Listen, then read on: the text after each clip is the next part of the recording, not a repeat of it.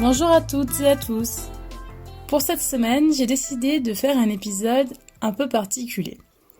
Ce sera le bilan des 1 an et 1 mois du podcast, car en effet, il a été lancé le 6 février 2019 et j'ai l'impression que c'était hier. Mais bon, il s'en est passé des choses depuis.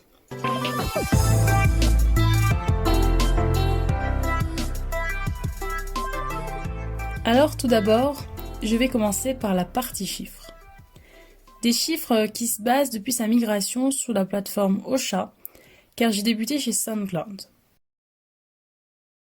Sachez que je ne suis pas du tout une fan de chiffres, et ce n'est absolument pas de cette manière que vous allez me convaincre de quoi que ce soit. Vous réussirez mieux à me persuader de quoi que ce soit avec du fromage. Mais à Skip, ça fait bon chic bon genre de citer des chiffres. Culture Design, au bout d'1 an et 1 mois.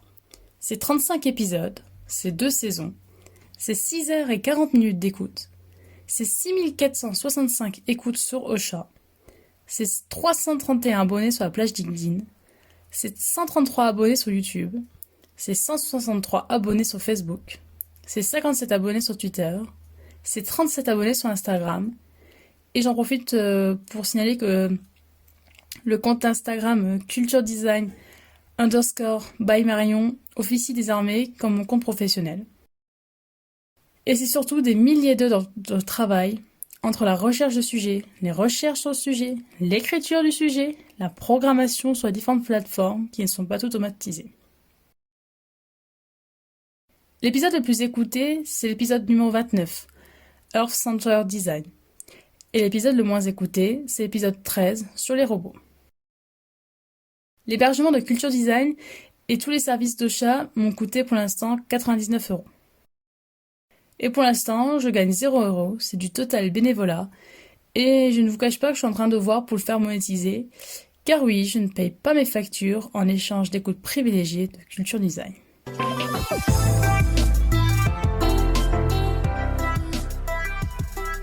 De manière plus personnelle et concrète, quel impact Culture Design a eu sur ma vie ? Ce fut une compétence qui m'a permis de trouver mon job actuel dans un grand cabinet d'audit au Luxembourg. C'est un job dans lequel je m'épanouis pleinement depuis mon arrivée. Et pour moi, ce résultat, ce n'est pas de la chance, mais une application de la loi karmique. Donnez d'abord et vous recevrez ensuite. Alors je ne peux que vous encourager à partager vos connaissances, compétences et passions. À côté de cela, j'assiste beaucoup à des workshops, des conférences, mais aussi depuis novembre 2019, j'ai fait 2 fois l'expérience d'être mentor designer, et ce, avec succès. C'est ainsi que le projet Culture Design m'a donné confiance en moi et dans ma capacité à aller vers les autres. L'apéro networking, après les événements, si j'étais seule, je ne restais pas. De nature introvertie, mais pas sociable, c'est un grand pas en avant pour moi. Et pourtant, au lancement du projet, je ne me sentais pas du tout légitime à faire ça. Une vraie imposture. Je me disais que je ne racontais qu'un ramassis de bêtises, que je n'avais rien compris, et que quelqu'un va le découvrir et m'afficher publiquement. Or, je n'ai eu qu'un seul commentaire négatif qui disait « Ah, c'était bien votre travail, jusqu'à que vous parliez des femmes. » Mais faire évoluer Culture Design, il est temps de casser des chaises à Culture Design, il est temps d'asseoir les femmes, tous les derniers vendredis du mois, était très important pour moi. C'est symbolique, c'est symptomatique de notre société, les femmes dérangent. Et on préfère, bien sûr, les évincer, quitte à même les oublier. On m'a demandé pourquoi je n'avais pas laissé ce commentaire. En fait, c'est juste que je n'avais pas besoin de cela. Surtout déjà quand on doute beaucoup de soi, de sa légitimité, et quand en femme, on vous le rend bien.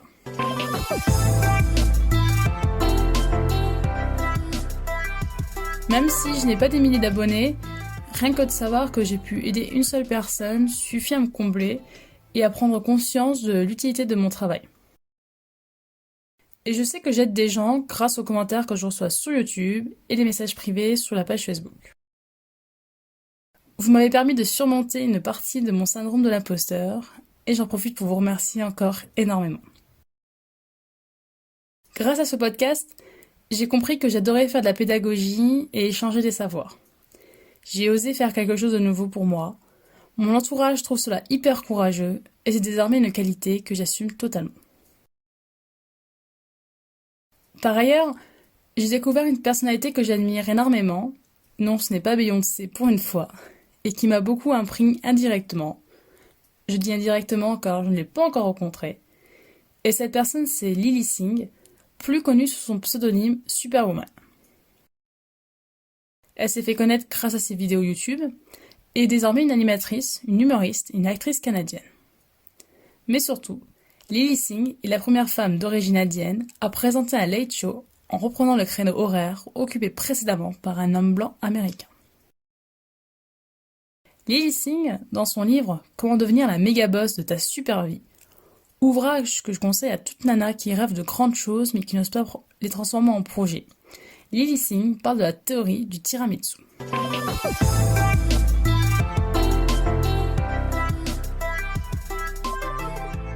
Nous sommes tous des tiramisu.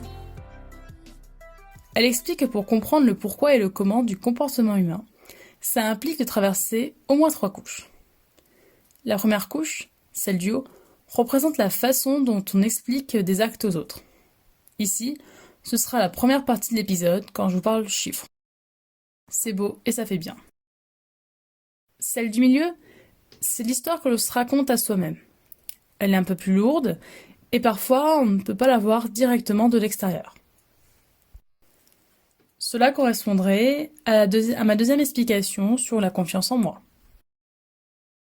Et enfin, on arrive à la couche du bas, celle qui explique nos motivations les plus profondes. C'est la plus difficile à trouver qu'elle est recouverte par les autres couches. Et comme Lilly Singh l'écrit, ce n'est pas forcément celle qui a le meilleur goût, et ce n'est vraiment pas la plus belle, mais c'est sur elle que repose tout le dessert. Si l'on creuse encore dans le bilan de ce projet, c'est aussi une réponse à ma colère ressentie. Cette explication m'est parvenue sous forme de déclic suite au spectacle Nanette de Hannah Gadsby. J'étais, et je suis encore un peu, en colère contre le système dans lequel s'inscrit le designer et la recherche d'emploi. Je nie pas ma responsabilité dans ma recherche, notamment sur le manque d'informations sur l'évolution du métier. J'ai fait de nombreux entretiens qui n'avaient rien à voir. Web designer, graphiste, exécutante technique sur des maquettes de sites web, si ce n'est même développeuse. Ce podcast, c'est devenu une sorte de safe place. En tant que designer, j'ai pris conscience que c'est aussi mon rôle d'expliquer et ou de rendre l'information accessible. Je ne pouvais plus faire en sorte que mon histoire soit de la colère.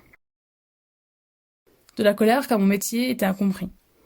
Je n'avais plus la force de m'occuper de mon histoire professionnelle comme une urgence, un besoin alimentaire. Je ne voulais pas que cela soit défini par la colère. J'avais besoin de faire quelque chose avec ma colère, de la transformer en quelque chose de plus grand. Et malgré la souffrance, ce podcast m'a permis d'avoir un lien avec le monde, de me lever le matin avec une raison qui me faisait sens. Et c'est ce que je retiendrai de mon bilan. Quand vous faites des trucs, vous créez un lien avec le monde, voire même plusieurs liens. Et vous n'êtes pas obligé de tous les garder, mais ça me permet tellement de ne pas se sentir seul. Faites des trucs, montrez que vous existez sans attendre de retour. Faites des choses pour vous et n'attendez rien. Sauf votre propre satisfaction d'avoir osé faire quelque chose. À la personne que j'étais il y a 1 an et 1 mois, j'ai envie de lui dire « Quelques personnes t'ont dit de t'accrocher. Merci de les avoir écoutées. » L'inconfort, c'est le prix à payer pour apprendre des choses essentielles.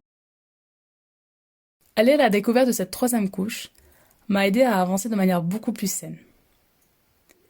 Et pour conclure, je citerai encore Orelsan qui chante dans Note pour trop tard. Si tu veux faire des films, tu as juste besoin d'un truc qui filme. Osez faire des trucs. Si c'est naze, c'est pas grave. La notion d'échec et de réussite est très personnelle, malgré ce qu'on souhaite vous faire croire. Et sur ce, j'ai d'autres projets, une évolution, une mutation de culture design. À voir ce que me réserve 2020.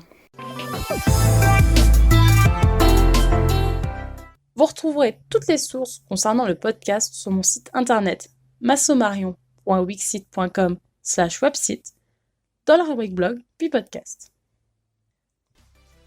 Vous pouvez vous abonner à ce podcast sur de nombreuses plateformes telles que Deezer, Spotify, iTunes Podcast, YouTube ou encore Podcast Addict. N'hésitez pas à le partager avec votre entourage, à faire un don sur ma cagnotte Tipeee ou à me laisser votre avis. Je me ferai un plaisir de le lire lors d'un prochain épisode. À la semaine prochaine!